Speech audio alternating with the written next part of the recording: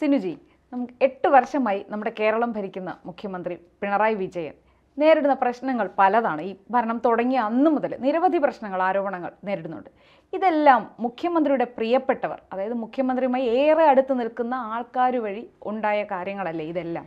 ശരിക്കും പറഞ്ഞാൽ മുഖ്യമന്ത്രിയുടെ ഓഫീസിലെ ചില ഉന്നതരുടെ ഇടപെടലുകളാണ് എപ്പോഴും പിണറായി വിജയൻ എന്ന് പറയുന്ന മുഖ്യമന്ത്രിയെ കുരുക്കിൽ ചാടിച്ചത്. ഇപ്പോൾ 8 വർഷം എന്ന് പറഞ്ഞു, CPM ഭരണത്തിൽ ഏറിയിട്ട് 8 വർഷമാകുന്നു. ഈ 8 വർഷത്തിനുള്ളിൽ മുഖ്യമന്ത്രി ഒന്നിനു പിറകെ ഒന്നായിട്ട് കുരുക്കിൽ ചാടുന്നു. ഇപ്പോൾ ഏറ്റവും ഒടുവിൽ വന്നേക്കുന്നത് അദ്ദേഹത്തിൻ്റെ വിശ്വസ്തൻ P. ശശി, അതുപോലെ തന്നെ M. R. അജിത് കുമാർ. രാഷ്ട്രീയപരമായും ഭരണപരമായും മുന്നണിക്കും ഒക്കെ ആവശ്യമുള്ള ഏറ്റവും വിശ്വസ്തരായ 2 ആൾക്കാരാണ്. ഇവരാണ് ഏറ്റവും ഒടുവിൽ മുഖ്യമന്ത്രി പിണറായി വിജയനെ കുഴിയിൽ ചാടിച്ചിരിക്കുന്നത്. ഇപ്പം പിണറായി വിജയനെതിരെ ഉയർന്ന ആരോപണം എന്ന രീതിയിൽ, അല്ലെങ്കിൽ ഈ P. ശശിക്കെതിരെയുള്ള ആരോപണം എന്ന രീതിയിൽ PV അൻവർ ചില കാര്യങ്ങൾ പറഞ്ഞു. ഇത് സത്യത്തിൽ പിണറായി വിജയനെ ലക്ഷ്യം വെച്ചിട്ട് തന്നെയാണ്. അതുപോലെ തന്നെ M. R. അജിത് കുമാർ ദാവൂദ് ഇബ്രാഹിം ആണ് എന്നുള്ള രീതിയിലാണ് പറഞ്ഞത്. ഒരു സംസ്ഥാനത്തെ ADGP, ഒരു സംസ്ഥാനത്തെ ADGP എന്ന് പറഞ്ഞാൽ ആ സംസ്ഥാനത്തെ എല്ലാ SP മാരും DIG മാരും IG മാരും ദൈനംദിന കാര്യങ്ങൾ റിപ്പോർട്ട് ചെയ്യേണ്ട ഉദ്യോഗസ്ഥനാണ് ADGP. ഒപ്പം ഈ സംസ്ഥാനത്ത് ആഭ്യന്തര വകുപ്പിന് അല്ലെങ്കിൽ മുഖ്യമന്ത്രിയുടെ ഓഫീസിന് എന്തെങ്കിലും കാര്യങ്ങൾ ക്രമസമാധാനവുമായി ബന്ധപ്പെട്ട് അറിയണമെങ്കിലും ഈ ADGP ഉപയോഗിക്കണം. അപ്പം ഒരു സംസ്ഥാനത്തെ മുഴുവൻ കാര്യങ്ങളും കൃത്യമായി അറിയാവുന്ന ADGPയെ കൈവിടാൻ തൽക്കാലം പിണറായി വിജയൻ തയ്യാറാകുന്നില്ല. പക്ഷെ ഒരു കാര്യം കൂടെ അതിൻ്റെ ഇടയിൽ ചോദിക്കട്ടെ, PV അൻവർ CPM MLA അല്ലെങ്കിൽ കൂടി പിണറായി വിജയൻ ഏറെ പ്രിയപ്പെട്ടവനായിരുന്നു ഇല്ലേ? പല നിലപാടുകളിലും പിണറായി വിജയൻ ചേർത്ത് നിർത്തിയ ഒരാളാണ് PV അൻവർ. ആ PV അൻവറാണ് ഈ ഒരു ഇതിനെല്ലാം തുടക്കമിട്ടതും. ഈ മുഖ്യമന്ത്രിയുടെ ഏറ്റവും പ്രിയപ്പെട്ടതല്ല, അതായത് CPMൻ്റെ പല ആവശ്യങ്ങൾക്കും വേണ്ടി മുന്നിൽ നിർത്താൻ കഴിയുന്ന ഒരു തുറുപ്പ് ചീട്ടായിരുന്നു PV അൻവർ. പ്രതിപക്ഷം എന്തെങ്കിലും പ്രശ്നം അതില്ല, വായി തോന്നുന്ന എന്തും വിളിച്ചു പറയാം. കാരണം ഒന്നാമത് PV അൻവർ CPMൻ്റെ MLA അല്ല. അയാൾക്ക് എന്ത് പറഞ്ഞാലും പ്രശ്നമില്ല എന്ന രീതിയിൽ CPM വളരെ കൃത്യമായി ഉപയോഗിക്കുകയും BJPയുടെയും UDFൻ്റെയും ഒക്കെ വായടപ്പിക്കുകയും ചെയ്ത PV അൻവറിലൂടെയായിരുന്നു. ഈ PV അൻവർ ഇതേ ആയുധം നിങ്ങൾക്ക് നേരെ ഉപയോഗിക്കും ഒരിക്കൽ എന്ന് തിരിച്ചറിയാൻ CPM വൈകിപ്പോയി. അതായത് ഇരുതല മൂർച്ചയുള്ള വാളെന്നൊക്കെ പറഞ്ഞില്ലേ, അത് തന്നെയാണ് PV അൻവർ ചെയ്തത്. PV അൻവർ പറഞ്ഞ ഒരു പ്രസ്താവനയുണ്ട്, മുഖ്യമന്ത്രിയാകാൻ പിണറായി വിജയൻ വീട്ടിൽ നിന്നല്ല വന്ന, പാർട്ടി ഓഫീസിൽ നിന്നാണ്. ഇതുവരെ പിണറായി വിജയന്റെ മുഖത്ത് നോക്കി അങ്ങനെ ഒരു പരാമർശം നടത്താൻ ധൈര്യമുള്ള പ്രതിപക്ഷ നേതാവ് മെയിൻ എതിരാളികളായ കോൺഗ്രസിൽ ആരെങ്കിലും ഉണ്ടോ? നമ്മുടെ കോൺഗ്രസിലെ ഗർജിക്കുന്ന സിംഹം എന്ന് പറയുന്ന K. സുധാകരൻ പറഞ്ഞിട്ടുണ്ടോ? ഒന്നുമില്ല. അപ്പൊ പിണറായി വിജയന്റെ മുഖത്ത് നോക്കി ഇങ്ങനെ പറയണമെങ്കിൽ കൃത്യമായ ഒരു രാഷ്ട്രീയ ഗൂഢാലോചന ഇതിന് പിന്നിൽ സംശയിക്കുന്നുണ്ട്. അപ്പൊ പിണറായി വിജയനെ സാധാരണഗതിയിൽ എന്തെങ്കിലും പ്രശ്നങ്ങൾ ഉണ്ടാകുമ്പോൾ ന്യായീകരിക്കാൻ വരുന്ന കുറച്ച് ആൾക്കാരുണ്ട്. ഇവിടെ MP രാജേഷ്, അതുപോലെ തന്നെ PM മുഹമ്മദ് റിയാസ്, ഒപ്പം സജി ചെറിയൻ, ഈ 3 മന്ത്രിമാർ, AK ബാലൻ എന്ന് പറയുന്ന മുൻ നേതാവ്, ഇവർ മാത്രമാണ് മുഖ്യമന്ത്രിയെ ഒന്ന് പ്രതിരോധിക്കാൻ വന്നത് എന്ന് പറഞ്ഞാൽ ബാക്കിയുള്ളവരൊക്കെ നിശബ്ദത പാലിക്കുന്നു. ഇതിനകത്ത് എന്തൊക്കെയോ ഗൂഢാലോചന അല്ലെങ്കിൽ സംതിങ് ഈസ് റോങ്, നമ്മൾ സിമ്പിളായിട്ട് പറഞ്ഞു കഴിഞ്ഞാൽ. അപ്പോൾ അങ്ങനെ ഒരു ആരോപണം വന്നതുകൊണ്ട് മുഖ്യമന്ത്രി പിണറായി വിജയൻ വാ തുറക്കുന്നില്ല. ഇനി CMO ഓഫീസിൻ്റെ കാര്യം എടുക്കാം. കഴിഞ്ഞ 8 വർഷത്തെ കാര്യം മാത്രം എടുത്താൽ ഓരോ തവണയും മുഖ്യമന്ത്രിയുടെ ഓഫീസിലെ ഉന്നതന്മാരാണ് പിണറായി വിജയനെ കുഴപ്പത്തിലാക്കിയത്. സ്വർണ്ണക്കടത്ത് കേസിൽ ആദ്യത്തെ കേസ് എടുക്കാം, സ്വർണ്ണക്കടത്ത്. ആരായിരുന്നു അത്? നമ്മുടെ M. ശിവശങ്കർ. അദ്ദേഹം ഈ പറയുന്ന മുഖ്യമന്ത്രിയുടെ പേഴ്സണൽ സ്റ്റാഫിൽ അംഗമാണ്. അതായത് ഏറ്റവും വിശ്വസ്തനായ ഒരു ആളായിരുന്നു. അദ്ദേഹമാണ് ഈ സ്വപ്നയുമായി ബന്ധപ്പെട്ട സ്വർണ്ണക്കടത്ത് കേസിൽ ഉൾപ്പെട്ടത്. അതോടുകൂടി മുഖ്യമന്ത്രി മൊത്തത്തിൽ മാറി. ഈ M. ശിവശങ്കറിൻ്റെ പല ചെയ്തികളും ഈ സംസ്ഥാനത്തിന് അല്ലെങ്കിൽ പാർട്ടിക്ക് ഉൾക്കൊള്ളാൻ കഴിയുന്നതായിരുന്നില്ല. അന്നും ഈ ശിവശങ്കറിനെല്ലാം സഹായം ചെയ്തു കൊടുത്തത് M. R. അജിത് കുമാറാണ്. പക്ഷേ അജിത് കുമാർ അന്ന് ഇത്ര ശക്തനായിരുന്നില്ല.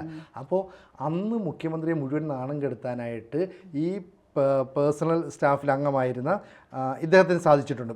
അതിനുശേഷം പിന്നീട് വരുന്നത് പിന്നെ CN രവീന്ദ്രനാണ്. CN രവീന്ദ്രൻ എന്ന് പറയുന്നത് പേഴ്സണൽ സ്റ്റാഫിൽ അംഗമായിരുന്നു, പ്രൈവറ്റ് സെക്രട്ടറി ആയിരുന്നു. അപ്പോൾ CN രവീന്ദ്രൻ പറയുന്നതിന് അപ്പുറത്തേക്ക് കാര്യങ്ങളൊന്നുമില്ല.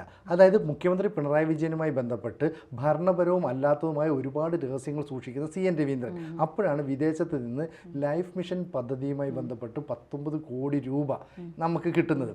ഇതിൽ തന്നെ 4.5 കോടി രൂപ പിന്നെ കമ്മീഷൻ അല്ലെ കോഴ എന്നൊക്കെ ഉള്ള രീതിയിൽ ഇയാൾ അടിച്ചു മാറ്റുകയാണ്. ഇതിനെതിരെ വലിയ ആരോപണം ഉയർന്നപ്പോൾ മുഖ്യമന്ത്രിക്ക് പിടിച്ചു നിൽക്കാനോ അല്ലെങ്കിൽ സംരക്ഷിച്ച് നിർത്താനോ കഴിയുന്നില്ല. ഇവർ രണ്ടുപേരും മുഖ്യമന്ത്രിയുടെ ഓഫീസിൽ ഉന്നതരാണ്. അപ്പോൾ ഇവർക്കെതിരെ ആരെങ്കിലും പരാതി മുഖ്യമന്ത്രിക്ക് കൊടുത്താൽ മുഖ്യമന്ത്രി വിശ്വസിക്കില്ല. അത്രയും വിശ്വസ്തരായിരുന്നു. ആ 2 പ്രശ്നങ്ങളുണ്ടായി മുഖ്യമന്ത്രി ഏകദേശം ഇതിനകത്ത് പെട്ടുപോകുന്നു. KK രാഗേഷിന്റെ കേസ് ഉണ്ട്, KK രാഗേഷിന്റെ കേസുണ്ട്. അപ്പോൾ ഈ 2 കേസിലും മുഖ്യമന്ത്രി പെട്ടുപോകുന്നു വെച്ചെങ്കിലും രണ്ടാമത്തെ തവണ പിണറായി വിജയൻ മുഖ്യമന്ത്രിയായി വന്നപ്പോഴും ഈ രവീന്ദ്രനെ കൂടെ നിർത്തി. എന്താണെന്നറിയോ, ഈ രവീന്ദ്രന് പല രഹസ്യങ്ങളും മുഖ്യമന്ത്രിയെ അറിയാമായിരുന്നു. അതുകൊണ്ട് കൂടെ നിർത്തേണ്ട ഒരു സാഹചര്യം വന്നു. ഈ സമയത്ത് പുത്തലത്ത് ദിനേശൻ എന്ന് പറയുന്ന മറ്റൊരാളെ പൊളിറ്റിക്കൽ സെക്രട്ടറിയായി കൊണ്ടുവന്നു, കണ്ണൂരിൽ നിന്ന് കൊണ്ടുവന്നാണ്. പക്ഷേ ഈ പൊളിറ്റിക്കൽ സെക്രട്ടറിയായ പുത്തലത്ത് ദിനേശൻ വളരെ നേരെയുള്ള പ്രവർത്തനങ്ങൾ, ഒരു അഴിമതി ആരോപണങ്ങളും ഉൾപ്പെട്ടിട്ടില്ല. ഒപ്പം ദേശാഭിമാനിയുടെ പത്രാധിപർ എന്ന നിലയിലും നല്ല സഖാവായിരുന്നു. അപ്പം ഈ പുത്തലത്ത് ദിനേശൻ പറ്റില്ല, ഇങ്ങനെയുള്ള ഒരാളെ കൊണ്ട് പോകാൻ പറ്റില്ല എന്നുള്ളത് വെച്ചിട്ടായിരിക്കും കെ രാഗേഷ് എന്ന് പറയുന്ന ഒരാളെ പൊളിറ്റിക്കൽ സെക്രട്ടറി ആയിട്ട് വരുന്നു. കെ രാഗേഷ് വന്നപ്പോഴത്തേക്ക് എല്ലാ കാര്യങ്ങളും ഇനി അദ്ദേഹം നിയന്ത്രിക്കുമെന്ന് വെച്ചു. അപ്പോഴാണ് അദ്ദേഹത്തിൻ്റെ ഭാര്യ, അതായത് പ്രിയ വർഗീസിന് ഒരു നിയമനവുമായി ബന്ധപ്പെട്ട ഒരു വിവാദം ഉണ്ടായത്. കണ്ണൂർ യൂണിവേഴ്സിറ്റിയിൽ മലയാളം വിഭാഗത്തിൽ അസോസിയേറ്റ് പ്രൊഫസറായിട്ട് നിയമിക്കണം, അല്ലെ അങ്ങനെ നിയമിച്ചുകൊണ്ട് ഒരു സംഭവം ഉണ്ടായി. അതിനകത്ത് ഗവർണർ ഇടപെട്ടപ്പോൾ അത് ശരിയായ രീതിയിലല്ല എന്ന് കണ്ടു. ഗവർണർ ആ നിയമനം റദ്ദാക്കിയിരുന്നു. ഉടനെ പ്രിയ വർഗീസ് നേരെ ഹൈക്കോടതി പോന്നു. ഹൈക്കോടതി ഗവർണറുടെ ഉത്തരവിനെ സ്റ്റേ ചെയ്തു.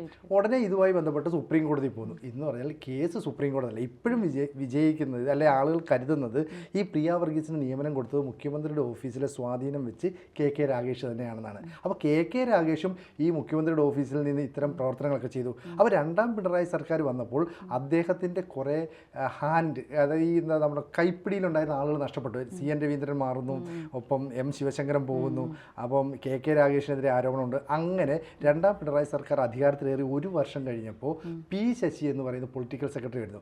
ഈ പി ശശി എന്ന് പറയുന്നത് ഒരു അതിമനുഷ്യനാണെന്നൊക്കെ പറയാം. കാരണം നയനാർ മന്ത്രിസഭ അധികാരത്തിൽ ഇരുന്നപ്പോൾ അന്ന് ഈ നയനാർ മന്ത്രിസഭയെ മുഴുവൻ നിയന്ത്രിച്ചത് പൊളിറ്റിക്കൽ സെക്രട്ടറിയായ പി ശശിയായിരുന്നു. എന്ന് പറഞ്ഞാൽ പി ശശിയുടെ അന്നത്തെ ഗോഡ് ഫാദർ ഈ VS അച്യുതാനന്ദനായിരുന്നു. അപ്പോൾ VS അച്യുതാനന്ദൻ അവിടെ നിന്ന് എന്തൊക്കെ കാര്യങ്ങൾ നടത്തണം എന്ന് പാർട്ടി സെക്രട്ടറി എന്ന നിലയിൽ തീരുമാനിക്കുമ്പോൾ അത് കൃത്യമായി നടപ്പാക്കിയത് പി ശശിയാണ്. അതുകൊണ്ടാണ് ഈ ഐസ്ക്രീം പാർലർ കേസിൽ നിന്ന് കുഞ്ഞാലിക്കുട്ടി ഉൾപ്പെടെയുള്ള പലരും ഊരിപ്പോയത്. അത് പി ശശിയുടെ ഇടപെടൽ കൊണ്ടാണ്. ഇന്നും ആ ശശി അത്തരത്തിലുള്ള ലീഗ് നേതാക്കളുമായി ബന്ധം പുലർത്തുന്നുണ്ട്. അപ്പോൾ ശശി വീണ്ടും ഈ പറയുന്ന മുഖ്യമന്ത്രി പിണറായി വിജയൻ്റെ പൊളിറ്റിക്കൽ സെക്രട്ടറിയായി വന്നതോടുകൂടി ഈ സ്റ്റാഫുകൾ തമ്മിലൊരു പ്രശ്നമുണ്ടായി. പിണറായി വിജയനും പി ശശിയും ഒരു വശത്ത്, ബാക്കി പേഴ്സണൽ സ്റ്റാഫ് എല്ലാം കൂടെ മറുവശത്ത്. അപ്പോൾ ഇവർ തമ്മിൽ നല്ല സ്പർദ്ധയുണ്ടായി. ശശിക്ക് അതൊന്നും ഒരു പ്രശ്നമല്ല. ശശി വളരെ തന്ത്രശാലിയാണ്. ഇത് എത്രയോ കളി കണ്ടതാണ്. മാത്രമല്ല കണ്ണൂർ ജില്ലാ സെക്രട്ടറി ആയിരുന്നു. അവിടെ നിന്ന് ഒരു കേസുമായി ബന്ധപ്പെട്ട് ശശി പൂർണ്ണമായിട്ടും പാർട്ടിയിൽ ഏറ്റവും താഴത്തെ ലെവലിലേക്ക് തരം താഴ്ത്തിയ ആളാണ്. അവിടെ നിന്ന് ശശി കയറി വരുമ്പോൾ ഓരോ സ്റ്റെപ്പ് വെക്കുമ്പോൾ അദ്ദേഹം സൂക്ഷിക്കും. അപ്പോൾ ആദ്യം അദ്ദേഹത്തിന് വേണ്ടത് വിശ്വസ്തനായ ഒരു പോലീസുകാരനെ വേണം.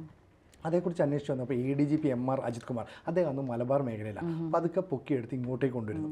എന്നിട്ട് ഒരു ഫോൺ കോളിനപ്പുറത്തേക്ക് ഞാൻ എന്ത് പറഞ്ഞാലും ചെയ്യാൻ കഴിയുന്ന ആളാണ് MR അജിത് കുമാർ എന്ന് മനസ്സിലായതോടുകൂടി അജിത് കുമാർ വളരുകയാണ്, വലിയ വിശ്വസ്തനായി മാറി.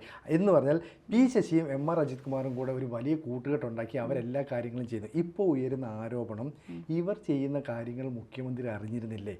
മുഖ്യമന്ത്രി അറിയാതെ അതൊരു ശരിയായ ചോദ്യമല്ലേ? പണ്ട് ഉമ്മൻചാണ്ടിക്ക് നേരെ ഇങ്ങനത്തെ പല ചോദ്യങ്ങളുണ്ടായിരുന്നു. അതെ, ഇല്ലേ? അതാണ്. പിന്നെ വേറൊരു കാര്യം ചോദിക്കട്ടെ, ഈ MR അജിത് കുമാർ നരേന്ദ്രമോദി പ്രധാനമന്ത്രി വയനാട്ടിലെത്തിയപ്പോൾ അദ്ദേഹത്തിനോടൊപ്പം ഉണ്ടായിരുന്നില്ലേ? അതെ, ഉണ്ടായിരുന്നു. അപ്പോൾ ഈ ADGP എന്ന് പറയുന്ന ഒരു സൂപ്പർ DGP പദവി ചമയുന്നു, അല്ലെങ്കിൽ അങ്ങനെ ഒരു പദവി ശരിക്കും ആ DGPയുടെ പ്രധാനമന്ത്രിയുടെ ഒപ്പം നിൽക്കേണ്ട ഒരാളല്ലായിരുന്നു. അല്ല DGP പദവിയിൽ ഇരിക്കുന്ന ആളിനെ ഒരു നോക്കുകുത്തിയായിട്ട് വെച്ചിട്ടാണ് എപ്പോഴും ADGP നടക്കുന്നത്. കാരണം നമുക്കറിയാം ഈ ദർവേഷ് സാഹിബും അതിനു മുമ്പുണ്ടായിരുന്ന ഈ അനിൽ ഗാന്ധ്, പിന്നെ വിജയ് സാഖറെ, ഇവരൊക്കെ തന്നെ ADGP, അതായത് ക്രമസമാധാന ചുമതലയുള്ള ADGP എന്ന് പറഞ്ഞാൽ DGP എന്ന് പറയുന്ന ഒരു തസ്തികയിൽ ഒരാളെ ഇരുത്തും. പക്ഷേ പാർട്ടിക്കും മുന്നണിക്കും ആവശ്യമുള്ള കാര്യങ്ങൾ മുഴുവൻ ചെയ്യുന്നത് ക്രമസമാധാന ചുമതലയുള്ള ADGP അവരുടെ വിശ്വസ്തനെ കൊണ്ട് നിർത്തുള്ളൂ. DGP Darvesh സാഹിബിന് ADGP MR Ajith കുമാറിൻ്റെ പല ക്രമക്കേടുകളും അറിയാം. അതുകൊണ്ട് തന്നെ പ്രധാനമന്ത്രി വയനാട്ടിൽ വന്നപ്പോൾ വരുമ്പോൾ ADGP അയക്കണ്ട, അല്ലെ MR അജിത് കുമാറിനെ അയക്കണ്ട എന്ന് തീരുമാനം എടുക്കുന്നു DGP. പക്ഷേ മുഖ്യമന്ത്രി ആ തീരുമാനത്തെ വെട്ടുന്നു, നേരെ MR അജിത് കുമാറിനെ അവിടേക്ക് അയക്കുന്നു. പ്രധാനമന്ത്രിയുടെ കൂടെ മൊത്തം ഇദ്ദേഹമായിരുന്നു, നമ്മൾ വിഷ്വലിലൊക്കെ കണ്ടതാണ്. അപ്പോൾ ഇതിനകത്ത് വേറെ ഉദ്ദേശങ്ങളുണ്ട്. അവിടെ പ്രധാനമന്ത്രി എടുക്കുന്ന എന്ത് തീരുമാനവും പ്രധാനമന്ത്രിയുടെ സംസാരം ഉൾപ്പെടെയുള്ള കാര്യങ്ങൾ കൃത്യമായി പി ശശിയിലേക്കും മുഖ്യമന്ത്രിയിലേക്കും എത്തിക്കുക എന്ന ദൗത്യമായിരുന്നു MR അജിത് കുമാറിന്. മാത്രമല്ല പ്രധാനമന്ത്രി വന്ന സമയത്തും അല്ലാത്ത സമയങ്ങളിലുമൊക്കെ MR അജിത് കുമാർ ചെയ്ത പ്രവർത്തനങ്ങളെ പേരെടുത്ത് പറഞ്ഞ് പിണറായി വിജയൻ അഭിനന്ദിച്ചു. ഇതൊരു വലിയ അപകടകരമായ സിറ്റുവേഷനാണ്. കാരണം എന്തിനാണ് പിണറായി വിജയൻ MR അജിത് കുമാറിനെ അങ്ങോട്ട് വിട്ടത്? ഇപ്പോൾ CPIയുടെ വയനാട് ജില്ലാ കമ്മിറ്റി തന്നെ ഒരു കാര്യം പറയുന്നത്, ഈ MR അജിത് കുമാർ ഇടപെട്ടിട്ടാണ് അവിടെ നിന്നുള്ള സൗജന്യ ഭക്ഷണ വിതരണം നിർത്തിവെച്ചത്. അതായത് അതായത് അവിടുത്തെ കുറെ വോളണ്ടിയേഴ്സ് ഉണ്ടല്ലോ, അവർക്കൊക്കെ ഭക്ഷണം കൊടുക്കാനെല്ലാം ഇവർ തയ്യാറായിരുന്നു. 2 ദിവസം കഴിഞ്ഞപ്പോൾ എം.ആർ. അജിത് കുമാർ ഇടപെട്ട് അത് നിർത്തിവെച്ചു. അവിടെയും എന്തോ ദുരൂഹത മണക്കുന്നുണ്ട്. അപ്പോൾ എല്ലായ്പ്പോഴും മുഖ്യമന്ത്രിയുടെ ഓഫീസ് കേന്ദ്രീകരിച്ച് പ്രവർത്തിക്കുന്ന കുറേ ആളുകൾ മുഖ്യമന്ത്രിയെ തരം താഴ്ത്താനായിട്ട് ഇടവരുത്തുന്നുണ്ട്. ഈ മുഖ്യമന്ത്രിയെ പ്രതിരോധിക്കാൻ ഇപ്പോൾ ആളില്ല.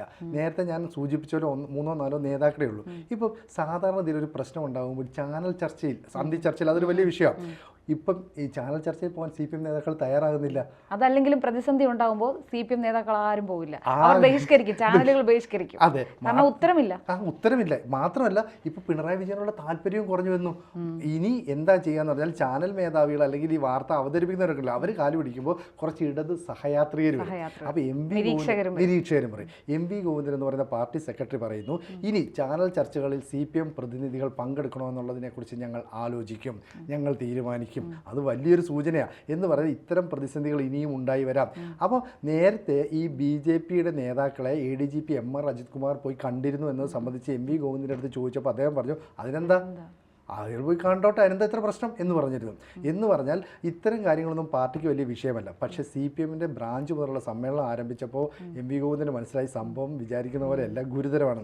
അതുകൊണ്ട് അദ്ദേഹം വീണ്ടും ഇന്ന് മലക്കം പറഞ്ഞു. എന്നിട്ട് പറഞ്ഞു, നിങ്ങളെന്താ കരുതുന്നത്, ഞങ്ങൾ ഇതിനെ ഗൗരവമായി എടുക്കുന്നില്ലെന്നുള്ളതാണോ? അപ്പോൾ ഒരു ADGP BJPയുടെ ഏറ്റവും തലപ്പത്തുള്ള അല്ലെ RSSൻ്റെ ഏറ്റവും തലപ്പത്തുള്ള നേതാക്കളെ കണ്ടിട്ട് അത് മുഖ്യമന്ത്രി അറിഞ്ഞില്ലെങ്കിൽ അല്ലെങ്കിൽ സംസ്ഥാന നേതൃത്വം അറിഞ്ഞില്ലെങ്കിൽ അവിടെ എവിടെയോ ഒരു പാകപ്പിഴയുണ്ട്. ഇനി അറിഞ്ഞിട്ടാണെങ്കിൽ അത് വ്യക്തമാക്കണമെന്ന് ഇന്ന് മാധ്യമങ്ങൾ പറയുന്നുണ്ട്. അല്ല, ഈ നിരവധി ചോദ്യങ്ങൾക്ക് മുഖ്യമന്ത്രി മറുപടി പറയേണ്ടതുണ്ട്.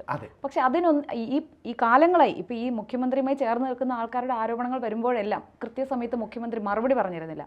അദ്ദേഹം ആഗ്രഹിക്കുമ്പോൾ മാത്രമാണ് അദ്ദേഹം മാധ്യമങ്ങളോട് സംസാരിച്ചിരുന്നത് ഈ വിഷയങ്ങളിലെല്ലാം. എന്നിട്ടും ഇവിടെ ഉള്ളവർ ആരെയാണ് കുറ്റപ്പെടുത്തുന്നത്? പ്രധാനമന്ത്രി നരേന്ദ്രമോദി മാധ്യമങ്ങളോട് സംസാരിക്കുന്നില്ല എന്നുള്ളതാണ് ഇവർ പ്രധാനമായി മോദിക്കെതിരെ ഉന്നയിക്കുന്ന ഒരു ആരോപണങ്ങൾ. പക്ഷേ നരേന്ദ്രമോദി അങ്ങനെ മാധ്യമങ്ങളെ കാണുന്നില്ലാത്ത സ്ഥിതിക്ക് ഈ പിണറായി വിജയൻ മുഖ്യമന്ത്രി എന്താണ് ചെയ്യുന്നത്? അദ്ദേഹത്തിന് പറയാനുള്ളത് മാത്രമേ മാധ്യമങ്ങളോട് പറയാറുള്ളൂ. തിരിച്ചു ചോദിക്കാറുണ്ടോ ആരെങ്കിലും? തിരിച്ചു ചോദിക്കാനുള്ള ധൈര്യം ആർക്കെങ്കിലും ഉണ്ടോ മുഖ്യമന്ത്രി? ഒരാൾക്കും ഇല്ല. കാരണം ഇവിടെ മുഖ്യമന്ത്രി എപ്പോൾ സംസാരിക്കണമെന്ന് അദ്ദേഹം ആഗ്രഹിക്കുമ്പോൾ മാത്രമേ ഉള്ളൂ. അല്ലെങ്കിൽ മാധ്യമങ്ങൾക്ക് കടക്കുപുറത്ത് എന്ന് പറയുന്ന ഒരു ആറ്റിറ്റ്യൂഡാണ്.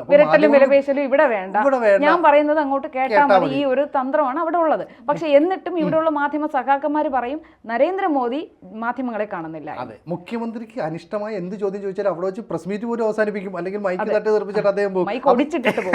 അപ്പോൾ അത്തരം കാര്യങ്ങളാണ് ഇവിടെ സംഭവിച്ചുകൊണ്ടിരുന്നത്. അപ്പോൾ തുടർച്ചയായിട്ട് പൊളിറ്റിക്കൽ സെക്രട്ടറിമാർ ഈ പ്രശ്നം ഉണ്ടാക്കുന്നു. പക്ഷേ ഇവിടെയൊക്കെ എടുത്തു പറയേണ്ടത് ഈ പുത്തലത്ത് ദിനേശൻ എന്ന് പറയുന്ന ആൾ വളരെ സൂക്ഷ്മതയോടെ കാര്യങ്ങളൊക്കെ നിയന്ത്രിച്ച് വളരെ കൃത്യമായി കാര്യങ്ങൾ ചെയ്ത് ഒരു ആരോപണം കേൾപ്പിക്കാത്ത ഒരാളാണ്. അപ്പോൾ ഇതിൽ നിന്ന് നമുക്ക് മനസ്സിലാകുന്നത് മുഖ്യമന്ത്രിയും P. ശശിയും അല്ലെങ്കിൽ ഈ ഒരു ഗ്യാങ് ആഗ്രഹിക്കുന്ന പോലുള്ള കാര്യങ്ങൾ ചെയ്യാത്ത ആളായിരിക്കാം ഒരുപക്ഷെ പുത്തലത്ത് ദിനേശൻ. ഇനി അദ്ദേഹവുമായി ബന്ധപ്പെട്ട ആരോപണം ഉയർന്നു വരുമെന്ന് നമുക്കറിയില്ല. അപ്പോൾ വിജിലൻസ് ഡയറക്ടർ ആയിരുന്ന സമയം മുതൽ ADGP ഈ മുഖ്യമന്ത്രിക്ക് വേണ്ടി ചരട് വലിച്ചു. നമുക്കറിയാം ഈ സ്വപ്ന സുരേഷിനെ ബാംഗ്ലൂരിലേക്ക് കടത്തി. അത് ADGP M.R. അജിത് കുമാറിന്റെ സഹായത്തോടെ അത് ചെയ്തത് ശിവശങ്കറിന്റെ നിർദ്ദേശപ്രകാരം. അന്ന് ശിവശങ്കർ ശക്തനായിരുന്നു. അതെ, അജിത് കുമാർ അങ്ങനെയാണ് പടവുകൾ ചവിട്ടിക്കയറി ഇവിടെ വന്നിരിക്കുന്നത്. പക്ഷേ ഇപ്പോൾ എന്താ പ്രശ്നം എന്ന് പറഞ്ഞാൽ മുഴുവൻ CPM നേതാക്കളും ഈ പറയുന്ന അജിത് കുമാറിനെ ഏതാണ്ട് തള്ളിപ്പറയണം എന്നൊരു അവസ്ഥയിലേക്ക് എത്തി. മാത്രമല്ല PV അൻവർ എന്ന് പറയുന്ന ആൾ ഒന്ന് ഉയർന്നു വരുന്നു, വലിയൊരു നേതാവായി മാറുന്നു. അദ്ദേഹം ഉന്നയിച്ച ആരോപണങ്ങളിൽ കഴമ്പുണ്ട് എന്ന് CPM നേതാക്കൾ ശക്തമായ നിലപാടെടുക്കുന്നത് കൊണ്ടാണ് മുഖ്യമന്ത്രി പിണറായി വിജയനെ സംരക്ഷിക്കാൻ ആരും വരാത്തത്.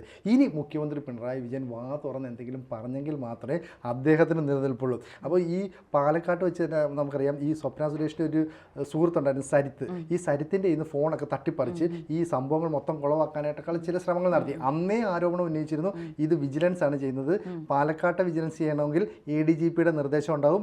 അന്ന് വിജിലൻസ് ഡയറക്ടറായ ഈ M.R. അജിത് കുമാറിൻ്റെ നിർദ്ദേശം. അപ്പോൾ ചുരുക്കം പറഞ്ഞാൽ ആരോപണങ്ങളെല്ലാം എത്തി നിൽക്കുന്നത് മുഖ്യമന്ത്രിയുടെ ഓഫീസിലെ ഉന്നതരിലേക്കാണ്. ആദ്യം മുതലെടുത്താൽ ശിവശങ്കർ വരുന്നു, അതിനുശേഷം രവീന്ദ്രൻ വരുന്നു, പിന്നീട് ഈ പറഞ്ഞ K. രാഗേഷ് വരുന്നു, ഇപ്പോൾ P. ശശി വരുന്നു. അപ്പോൾ P. ശശിയെ മാറ്റി നിർത്താൻ ഒരു ആർജവം മുഖ്യമന്ത്രി കാണിക്കുമോ? M.R. അജിത് കുമാറിനെ മാറ്റി നിർത്താൻ ഒരു ആർജവം കാണിക്കുമോ? ഇതാണ് ഇനി രാഷ്ട്രീയ കേരളം ഉറ്റുനോക്കുന്നത്. പക്ഷേ കേരളത്തിൻ്റെ അല്ലെങ്കിൽ ഈ CPMൻ്റെ സർക്കാരിൻ്റെ ഒക്കെ മനസാക്ഷി സൂക്ഷിപ്പുകാരാണ് P. ശശിയും M.R. അജിത് കുമാറും. ഇവരിലൂടെ പുറത്തേക്ക് വരേണ്ടത് ഒരുപാട് രഹസ്യങ്ങളായിരിക്കും. അത്തരം രഹസ്യങ്ങളുള്ള സ്ഥിതിക്ക് എന്ത് തീരുമാനമെടുക്കുമെന്നാണ്. അപ്പോൾ CPMൻ്റെ ദേശീയ നേതൃത്വത്തോട് ചോദിക്കുമ്പോൾ അവർ പറയുന്നത് അത് സംസ്ഥാനത്ത് എടുക്കുന്ന കാര്യമാണ്. ഈ സംസ്ഥാനത്ത് ആരാ തീരുമാനം എടുക്കേണ്ടത്? മുഖ്യമന്ത്രി പിണറായി വിജയൻ. അപ്പോൾ ഇനി മുഖ്യമന്ത്രി പിണറായി വിജയൻ മൊഴിയുമോ എന്നുള്ളത് നമുക്ക് കാത്തിരിക്കാം.